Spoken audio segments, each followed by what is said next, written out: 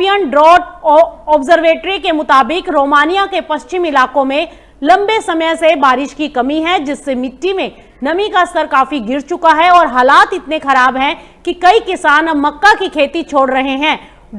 डोब्रुजा क्षेत्र के किसान मिहाई सादिका ने तो इस साल एक भी हेक्टेयर में मक्का नहीं बोया। उनका कहना है कि लागत बहुत बढ़ गई है, लेकिन कीमतें उस हिसाब से नहीं बढ़ी। ऐसे में खेती करना मुश्किल हो गया है। अब बड़ा सवाल यह है कि क्या यूरोप में मक्का का संकट और गहराएगा और क्या इसका असर ग्लोबल अनाज बाजार और भारत जैसे देशों पर भी आने वाले समय में पड़ेगा, क्योंकि रोमानिया समेत यूरोप में मक्का की खेती घटने का असर भारत पर कई तरीकों से पड़ सकता है।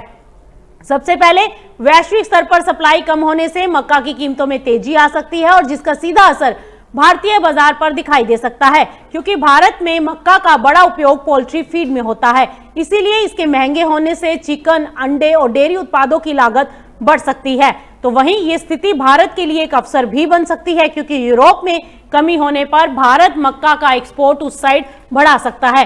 हालांकि यदि खाद और ऊर्जा जैसी इनपुट लागत भी बढ़ती है तो किसानों का मुनाफा लिमिटेड रह सकता है। इसके अलावा मक्का से बनने वाले एथनॉल की लागत बढ़ने से ईंधन ब्लेंडिंग कार्यक्रम पर भी दबाव आ सकता है। तो कुल मिलाकर ये स्थिति भारत में महंगाई का दबाव बढ़ा सकती है, लेकिन साथ ही किसानों और एक्सपोर्टर्स के लिए नए मौके भी पैदा कर सकती है।